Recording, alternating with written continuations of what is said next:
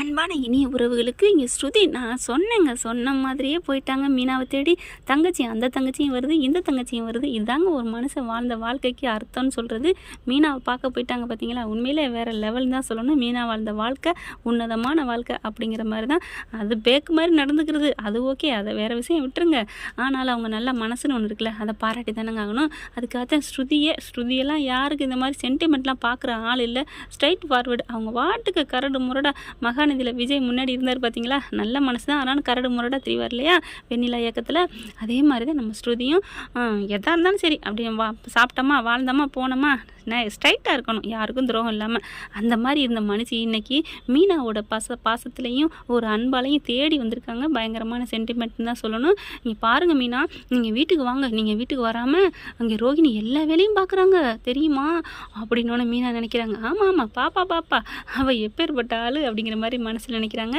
ஆனாலும் ஸ்ருதி வந்து நீங்கள் ஏதோ ஒன்று மனசில் வச்சுருக்கீங்க, அதுக்கு மேலே உங்கள் விருப்பம், நான் போயிட்டு வரேன் ஆண்டி அப்படின்னு டீயை குடிச்சிட்டு ஸ்ருதி கிளம்பி வெளியில் வந்துட்டு இருக்காங்க. வந்துட்டு இருக்கையில் இங்கே காரில் வந்துட்டு இருக்காரு நம்ம தலைவர் முத்துவை பார்க்குறாங்க, நிப்பாட்டிடுறாங்க. என்ன ஸ்ருதி, என்ன பலகுரல் இந்த பக்கத்து இருந்து வர்ற அப்படிங்கிறாங்க.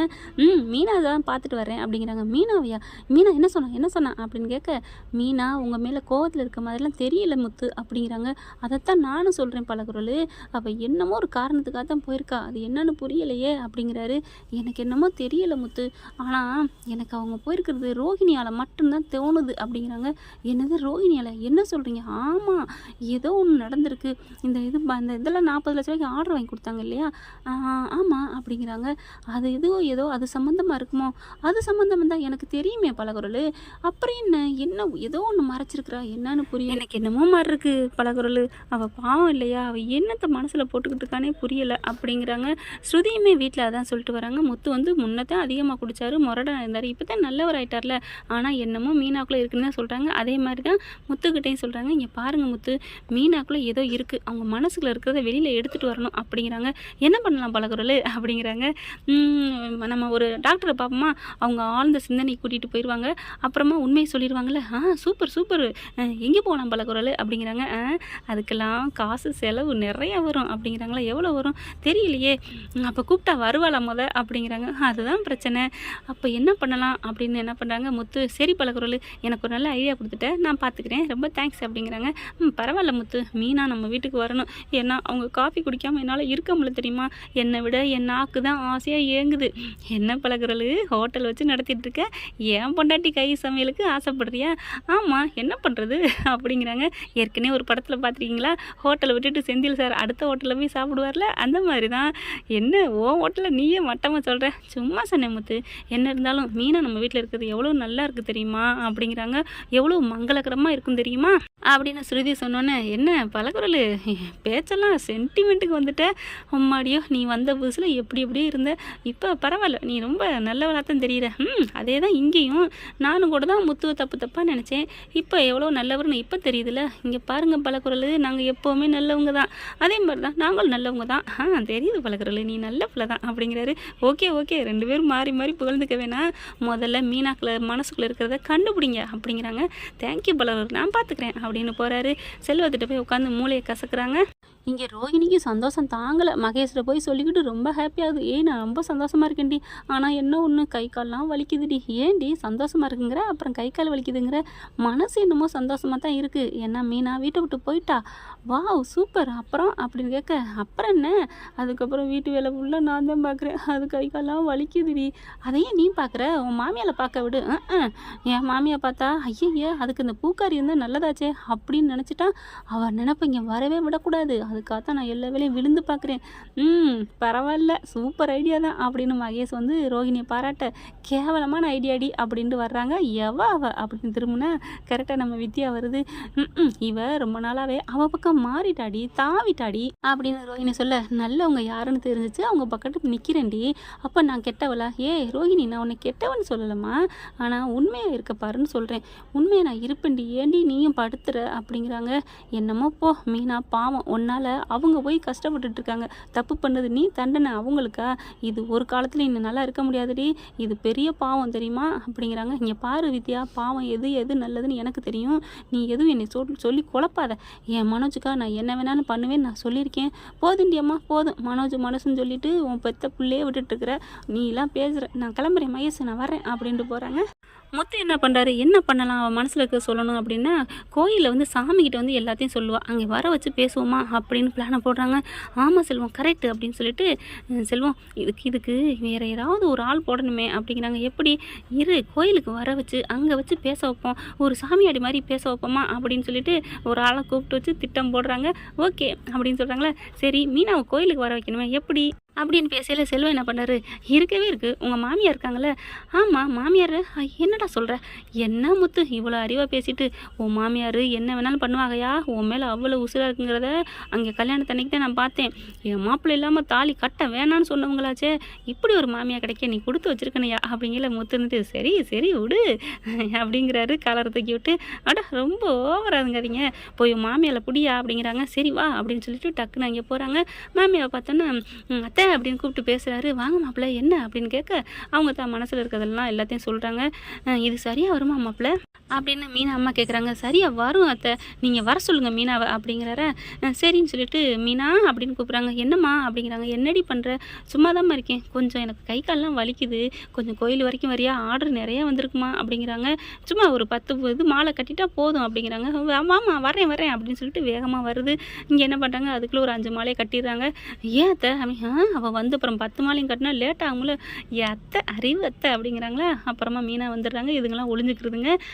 ஏம்மா நீனே கட்டிட்ட, பரவாயில்லடி, இப்போ நான் பாதி கட்டிட்டேன்டி அப்படின்னு மறுபடியும் எல்லாம் கட்டி முடிச்சிடுறாங்க. ஏம்மா கை கால் வலியோடு வேலை பார்க்குற, நீ வீட்டில் இருக்கக்கூடாதா அப்படின்னு சொல்லிட்டு மீனா என்ன பண்ணுது, மீனா அம்மா என்ன பண்ணுறாங்க, சரிடி வாடி மனசே சரியில்லை, சாமி கும்பிட்டு வருவோமா அப்படிங்கிறாங்க. ஏன்னா இதானே முத்துவோட பிளானு. சரிம்மா அப்படின்னு சொல்லிட்டு கோயிலுக்குள்ளே போகிறாங்க, சாமி கும்பிட்றாங்க. கண்ணை மூடி நல்லா வேண்டிகிட்டு இருக்காங்களா. அங்கே பார்த்தா ஒரு சித்தர் மாதிரி அதாவது முத்துவோட ஆள் வேஷம் போட்டாங்க இல்லையா, அவங்க சொல்கிறாங்க, மகளே அப்படின்னு சொல்லிட்டு, உன் மனசில் இருக்க குறையெல்லாம் நிறையா இருக்குது மகளே அப்படிங்கிறாங்க. மீனா அப்படி கண்ணை திறந்து பார்க்குறாங்களா, சாமியை கும்பிட்டுட்டு, உன் மனசில் 1008 போராட்டங்கள், அதில் ஒரு போராட்டம் மட்டும் பயங்கரமாக உன் மனசை அழுத்திக்கிட்டு இருக்கு கரெக்டா அப்படிங்கிறாங்க. மீனா பார்க்குறாங்க. ஆமாம் சாமி ஆமாம் அப்படின்னு சொன்னகையோட, என்ன சாமி என் பிள்ளைக்கு ஒரு பரிகாரம் சொல்லுங்க அப்படிங்கிறாங்க. உன் பிள்ளைக்கு பரிகாரம் தானே அப்படின்னு சொல்லிட்டு மீனா பார்த்து, கையை நீட்டு தாயி அப்படிங்கிறாங்க. கையை நீட்டுறாங்க. விபூதியும் குங்குமம் கொடுக்குறாரு. அதுக்கப்புறம் ஒரு முத்து மாலையை கொடுக்குறாரு, கையில் வாங்கிக்கிறாங்க. என்ன சாமி பரிகாரம் சொல்கிறேன்னு சொல்லிட்டு என்னென்னமோ சொல்கிறீங்க, என் பிள்ளை மன கஷ்டத்தில் இருக்குது சொல்லுங்க அப்படிங்கிறாங்க. இங்கே மீனா என்ன பண்ணுறாங்க, மீனா அப்படியே ஒரு ஆர்வமாக கேட்குறாங்க. அதாவது சாமி பூஜை புனஸ்காரம் அதெல்லாம் ரொம்ப பிடிக்கும் இல்லையா, அதனால் அந்த சாமி என்ன பண்ணுறாரு, நீ ரொம்ப நல்ல தாயி, உன் மனசு ஓஹோ ஆஹான்ற மனசு, அந்த சாட்சாத் அந்த அம்மனுக்குள்ள மனசு உனக்கு இருக்குது தெரியுமா, நீ அம்மனோட மறுபிறவி தாயி அப்படிங்கிற. மீனாவுக்கு அப்படியே ஒரு மாதிரியாக இருக்குது. அதுக்கப்புறம் உனக்கு வாட்ச புருஷன் இருக்கானே, உன்னை விட ஒரு படி மேலம்மா, அவன் கோவக்காரன் மாதிரி தான் தெரியுது, ஆனால் தங்கம் தங்கம் முத்து மாதிரி மனசு உள்ளவன் அப்படிங்கிற. அவர் பேரும் முத்து தான் சாமி அப்படிங்கிறாங்க. அதுக்கப்புறம் நீங்கள் 2 பேரும் சேர்ந்தே தான் இருக்கணும், அதுதான் நல்ல ஜாதகம் அப்படிங்கிறாங்க. சரிங்க சாமி, என் பிள்ளைக்கு பிரச்சனைக்கு தீர்வு சொல்லுங்க அப்படிங்கிறாங்க. உன் மகளுக்கு பிரச்சனை உன் மக கையிலே தான்மா இருக்குது அப்படிங்கிறாங்க. கையில் இருக்கா, என்ன சாமி சொல்கிறீங்க அப்படிங்கிற. கையில் தான் இருக்குது தாயி அப்படிங்கிறாங்க. கையை திறந்து பார்த்தா அவர் கொடுத்த முத்து மாலை இருக்குது. அப்போ அதாவது முத்து அவர் புருஷங்கிட்டே தான் பரிகாரம் இருக்குது எல்லாமே அப்படிங்கிற மாதிரி சொல்கிறாங்க. நீ பாரு தாயி, நீ உனக்கு எல்லா பிரச்சனையும் இன்னையோட முடிய போகுது, நீ இப்போ உனக்கு யாரை நீ உசுரா நினைக்கிறியோ அவங்கக்கிட்ட நீ மனசில் நினச்சிட்டு இருக்க எல்லா குழப்பத்தையும் சொல்லிட்டினா உன் பாரம் பூரா தீந்துடும், உனக்கு எந்த பிரச்சனையும் வராது, இது இந்த அம்மனோட வாக்கு அப்படின்னு சொல்லிட்டு அங்கேருந்து ஹாஹான்னு சிரிச்சுட்டு போயிடுறாரு. மீனா பார்க்குது, என்னம்மா இவர் சொல்லிட்டு போகிறாரு. உடனே சந்திரா பார்க்குது, ஏய் புரியலையாடி, உன் கையில் தான் இருக்குன்னா முத்துடி, முத்து தானே உன் புருஷன்கிட்ட என்ன உன் பிரச்சனையை சொல்லிட்டு போயிருக்காருடி அப்படிங்கிறாங்க. அவர்கிட்ட சொல்கிறதா எப்படிம்மா அப்படிங்கிறாங்க. ஏய் என்னடி இப்படிலாம் பேசுகிற, சாமியே சொன்னது மாதிரிடி இந்த மனுஷன் சொன்னது, இந்த சாமி சொன்னது நீ நல்லா புரிஞ்சுக்கோ. இவர் நிறையா வாட்டி நிறைய பேருக்கு வாக்கு கொடுத்துருக்காரு, நானும் நிறையா கேள்விப்பட்டிருக்கேன், உனக்கு தெரியாது, இவர் 1 வருஷமாக இங்கே தான் இருக்காரு அப்படியா அப்படிங்கிறாங்க. மீனா ஆமாம்மா, இவர் சொன்னால் எல்லாமே நல்லது நடக்குமா. அப்போதைக்கு கரெக்டாக முத்து செட் பண்ண ஆள் என்ன பண்ணுறாங்க, அந்த பக்கத்து போயில இங்கே ஒரு சாமியாடி இருப்பார், எல்லாரும் சொன்னாங்க நல்லது நடக்குது, அவர் சொன்னது பூரா அப்படியே நடக்குதுன்னு, எனக்கும் நான் கேட்கலான்னு வந்தேன் காணமே அப்படின்ட்டு சொல்லிட்டு போகிறாங்க. நானும் பார்த்துருக்கேன், நான் ஒன்று விஷயம் கேட்டேன், அவர் சொன்னது மாதிரியே செஞ்சேன், என் வாழ்க்கையில் நல்லது நடந்துச்சுப்பா, நீ எப்படியாவது பார்த்துரு, இப்போ நாளைக்கு நேரம் வருவார் அப்படின்ட்டு போகிறாங்களா. அப்படியே பார்க்குறாங்க மீனா. அப்போ நம்ம புருஷன்கிட்ட சொல்லிடலாமா அப்படின்னு சொல்லிட்டு, அம்மா எனக்கு ஒரு மாதிரியாக தலை வலிக்குதுமா, ஏண்டி நான் இன்னும் சாப்பிடவே இல்லை. என்னடி மீனா, அதுக்கு தான் உன்னை சாப்பிட்டு வான்னு சொல்லிட்டு வந்தேன், நீ சாப்பிடவே இல்லையா அப்படிங்கிறாங்க. சாப்பிடலம்மா, எனக்கு மனசே சரியில்லைம்மா, சாப்பாடே செல்லலம்மா, என்ன தாண்டி உனக்கு பிரச்சனை? அதெல்லாம் ஒன்றும் இல்லைம்மா. சரி என்கிட்ட சொல்ல வேணாம் வீடு, அவர் உன் கையில் இருக்குது அந்த முத்து, அப்படின்னா என்ன, உன் புருஷன்கிட்ட எல்லா உண்மையும் சொல்கிறாங்க, உன் மனசில் என்ன இருக்கோ அதை சொல்லிடுடி உன் புருஷன்ட்ட. அப்போ சொல்லிடலாமா, சொன்னால் ஒரு பிரச்சனை இல்லையே, அதெல்லாம் இருக்காதுடி, இந்த சாமி சொன்னால் நல்லது நடக்கும்னு சொல்லியிருக்காங்கல்ல அப்படின்னு மீனா அம்மா சொல்லுது. கரெக்டாக அந்த நேரம் காரில் வராரு. அங்கே காரில் வந்து நின்னோன்னே, என்ன ஸ்கூட்டி வந்து நிற்கிது, மீனா விட்டு வண்டி நிற்கிது, அத்தைங்கானா அப்படின்னு சொல்லிட்டு தேடுறாரு. ஏய் நமக்கு 100 ஆயிசரி, உன் புருஷனுக்கு இதான் வந்துட்டாருடி அப்படிங்குது சந்திரா. ஆமாம்மா அப்படின்னு சொல்லிட்டு 2 பேரும் வராங்க. அப்படி வரையிலே மயங்கி விழுகிற மாதிரி மீனா வர்றாங்க. ஓடி வந்து அப்படியே தாங்கி பிடிக்கிறாரு. என்னம்மா என்னாச்சு அத்தை? மீனா மீனா என்னடா அப்படின்னு சொல்லிட்டு அப்படியே மடி தாங்கலை வைக்கிறாரு. தண்ணி எடுத்தான்னு தெளிச்சு விட்றாங்க. தண்ணி கொடுக்குறாரு. என்னம்மா ஏன்டா அப்படி இருக்கிற, இந்த மாமலை விட்டு நீ பாட்டு போயிட்டு, நான் என்னடா குடிக்காம தானே வந்தேன் அப்படி இப்படின்னு அன்பா பேசுறாரு. என்னை மன்னிச்சிருங்க அப்படிங்கிறாங்க. அதுக்கப்புறம் சந்திரா சொல்கிறாங்க, இந்த சாமியார் சொன்னது பூராத்தையும் ஏதோ ஒன்று இவளுக்குலாம் நடந்திருக்கு, என்னன்னு கேளுங்க தம்பி அப்படிங்கிறாங்களா. அங்கே சந்திராவும் மீனாவையும் முத்தையும் விட்டுட்டு தனியாக போயிடுறாங்க. இவங்க போய் தனியாக உட்காந்துட்டு, சொல்லுடா நான் இருக்கேன்டா, எதுவாக இருந்தாலும் உன் மனசு என்ன தோணுதோ அதை சொல்லு, உனக்கு எதிராக நான் எதுவும் பண்ண மாட்டேன் அப்படிங்கிறாரு. அதுக்கப்புறம் மீனா என்ன பண்ணுறாங்க, நான் சொல்கிறத நீங்கள் கொஞ்சம் கேட்கணும், பொறுமையாக கேட்கணும் அப்படிங்கிறாங்க. கேட்குறேன் சொல்லு அப்படிங்கிறாரு. அதுக்கப்புறம் ஒன்று ஒன்றா சொல்கிறாங்க. இந்த மாதிரி கல்யாணம் ஆனது, பிள்ளை இருக்குது அப்படிங்கிறதும், அந்த கோயிலில் பார்த்ததும், தேவசத்தில் கண்டுபிடிச்சதும், அந்த பிள்ளை சாக போகிறேன்னு சொன்னதும், அதுக்கப்புறம் அந்த பிள்ளைக்காண்டி மன்னிச்சுக்கன்னு சொன்னதும், அப்புறம் அந்த பிள்ளை வாழ்க்கையில் நடந்துச்சு பாரு, எல்லாத்தையுமே சொல்லி முடிச்சிடுறாங்க. அப்படியே கிருங்குது முத்துக்கு, அப்படியே வேகம் நரம்பெல்லாம் பொட்டைக்குது. ஆனாலும் மீனா பார்க்குறாரு. மீனா பார்த்தோன்னா, ப்ளீஸுங்க நீங்கள் எதுவும் தப்பா அப்படிங்கல, சரி சரி அப்படின்னு கையை அடக்குறாரு, மென்று முழுங்குறாரு. இவ்வளோ நடந்திருக்கு அந்த பார்லர் வாழ்க்கையில், அப்பா அப்படிங்கிறாரு. மீனா அப்படின்ட்டு ஒரு மாதிரி ஆகுறாரு. என்ன மீனா இப்படி இல்லாமல் ஒரு பொண்ணு இருப்பாங்க அப்படின்னு ஒரு மாதிரி ஆகி, அப்படியே அவருக்கு என்ன பேசுறதுன்னே தெரியல. இதே தாங்க எனக்கு இருக்குது, என்னால் சொல்லாமல் இருக்க முடியலைங்க. நான் எவ்வளோ மனசுக்குள்ளே கஷ்டப்பட்டேன் தெரியுமா, உங்ககிட்ட சொல்லாமல் இருக்க முடியல. அந்த பிள்ளை கிருஷ்ணன் நினச்சி எனக்கு பயமாக இருந்துச்சுங்க. அவனுக்காகத்தாங்க என் உயிரை காப்பாற்றினவன், அவனை ஏதாவது பண்ணிடுவேன்னு சொன்னாங்க. அதனால தாங்க அவளை 4 அடி பிடிச்சங்க. போடி வாடின்னு எனக்கு அப்படி தாங்க முடியலை அப்படின்னு சொன்ன கையோட கிருஷ்ணன் சொன்னதுனால அடங்கிடுறாரு. ஆனால் கோமா எந்திரிக்கிறாரு. அவளை அப்படின்ட்டு டக்குன்னு அடைக்கிறாரு. ப்ளீஸுங்க கிருஷுக்காக அப்படிங்கிறாங்க. நீங்கள் தானே வாக்கு கொடுத்தீங்க, எது வந்தாலும் நான் பார்த்துக்கிறேன்னு சொல்லி அப்படிங்கல பொறுமையாக இருக்காரு. சொன்னேன்தான், வாக்கு கொடுத்தேன்தான், இவ்வளோ பெரிய இடியை தூக்கி போட்டிருக்கிய மீனா, அம்மாடி நீ 2 நாள் எப்படிடா தவிச்ச, எப்படி தாங்கின, அதுதான் துடிச்சு போனியா? ஆமாங்க அப்படிங்கிறாங்க. அம்மாடியை கல்லை தின்னு ஏப்பம் விட்டுருக்கே, அடே அப்பா, டே மனோஜ் நல்லா ஏமாத்திட்டாளடா. ஆமாம் நீ ஓடுகாலே வீட்டை ஏமாத்தின, அதனால தான் உனக்கு இப்படி ஏமாத்திட்டாளா அப்படின்னு சொல்லிட்டு கிருஷ்ணன் நினச்சி பார்த்து அப்படியே அடங்குறாரு. ஆனாலும் அவருக்கு கோவம் தலைக்கு மேலே ஏறிக்கிட்டே இருக்குது. அதுக்கப்புறம் இல்லைங்க நீங்கள் பொறுமையாக இருக்கணும், ஏன்னா இங்கே இருக்கிற கோயிலில் சாமியார் சொன்னார், எல்லா உண்மையும் நீ யார் உன் கையில் இருக்குது, அதுக்கிட்ட தீர்வு காணு, உனக்கு நல்லதே நடக்கும்னு சொன்னாங்க. அதனால தான் இப்போ உங்ககிட்ட உண்மையை சொன்னேன். அப்பா நம்ம சொன்னதுனால சொல்லிட்டா போல இருக்கே அப்படின்னு மனசில் நினச்சிக்கிறாரு. சரி விடு நான் பார்த்துக்கிறேன், கிளம்பு அப்படிங்கிறாங்க.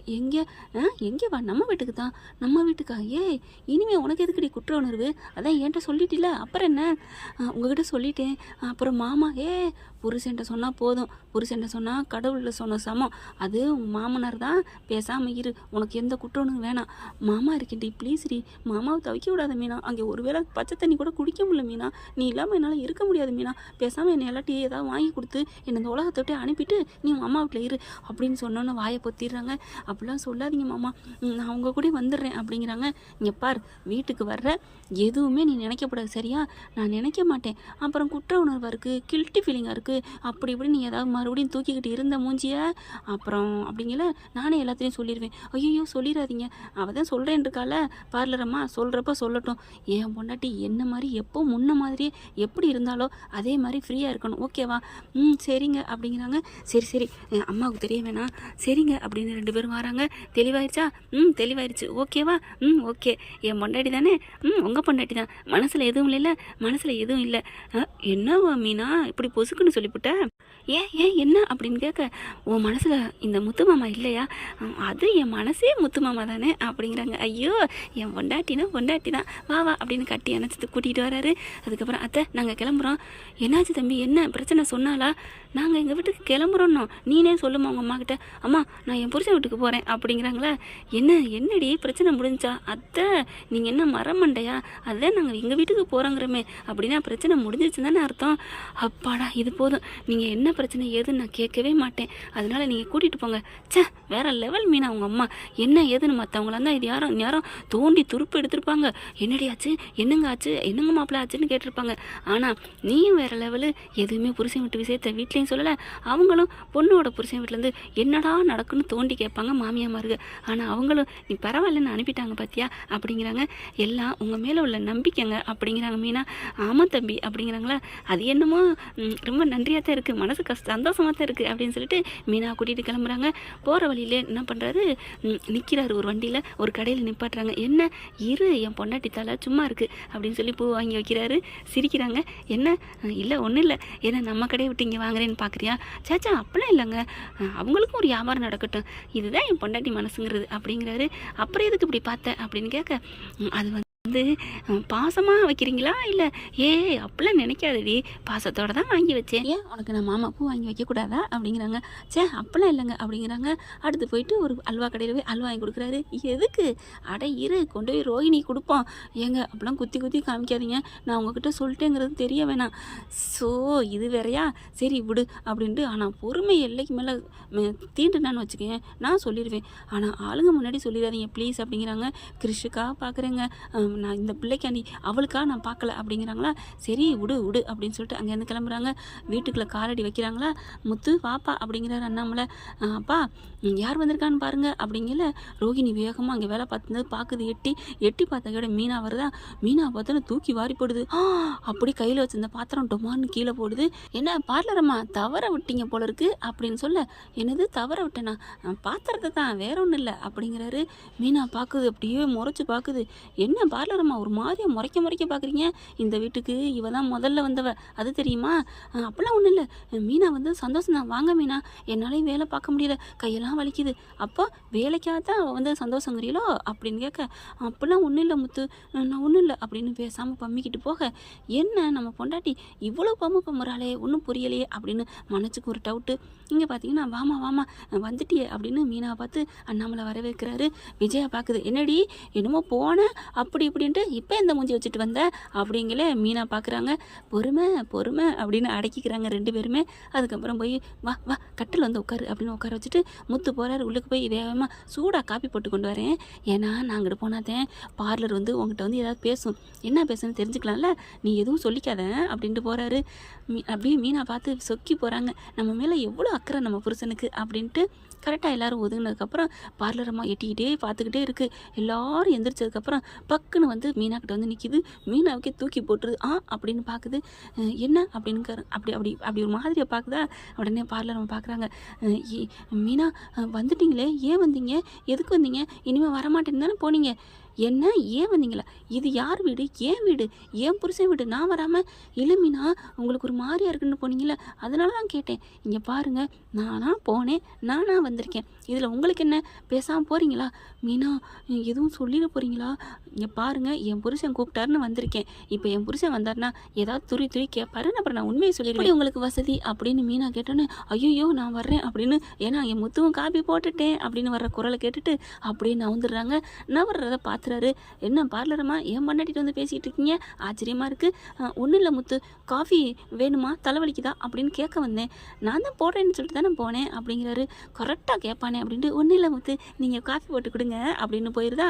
போனதுக்கப்புறம் என்ன பார்லர்மா வந்துட்டு போகுது, என்னம்மா அப்படின்னு கேட்க, நீங்கள் சொன்னதாங்க, நீங்கள் உண்மையிலே ஜோசியம் பார்க்கலாம் அப்படிங்கிறாங்க. ஏன் மீனா அப்படின்னு கேட்க, நீங்கள் சொன்ன மாதிரியே தான் கரெக்டாக வந்து கேட்குதுங்க, அதை விட ஒரு படி மேலே போயிட்டு ஏன் வந்தீங்கன்னு கேட்குது. எப்படி கேட்குறா தெரியுமா, அவளுக்கு எவ்வளோ திமிரு தெரியுமா, போறியா என்னடின்னு கேட்டுவிட்டேன், அதான் ஓடிட்டா அப்படிங்கல. மீனா பார்க்குறாரு, எப்படி மீனா அவள் இவனு பயங்கரமாக திட்டுறா, பின்ன அவள் பண்ண வேலைக்கு அவளை என்ன கொஞ்சுவாங்களோ அப்படிங்கிறாங்க. சரி சரி அமைதியாக இருங்க, இந்தாங்க குடிங்க மேடம் அப்படிங்கிறாங்க. வாங்குங்க அப்படின்னு சொல்லிட்டு வாங்கி குடிக்கிறாங்களா. இங்கே பாரு மீனா, இனிமேல் யாருக்கு எதுக்கும் பயப்படாத, எது நடந்தாலும் மாமாட்ட சொல்லு, நான் பார்த்துக்கிறேன் அப்படிங்கிறாங்க. அப்படியே 2 பேரும் கட்டி பிடிச்சிக்கிறாங்க. ஓகே ஃப்ரெண்ட், பார்க்கலாம், இப்படி தான் போகலாம், இப்படி போனால் நல்லா தானே இருக்கும். இந்த பதிவு உங்களுக்கு பிடிச்சிருந்துச்சுன்னா உங்கள் பொண்ணான கையில் ஒரு லைக்கை போட்டு சப்ஸ்கிரைப் பண்ணிடுங்க. Thank you friends.